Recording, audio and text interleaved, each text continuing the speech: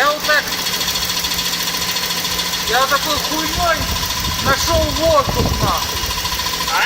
Нашел, что у меня, блядь, не цилиндром нахуй, как все диагностики в Одинцово показывали нахуй. А вот этой хуйней нашел, блядь, воздух ебашилось под прокладку нахуй, понял?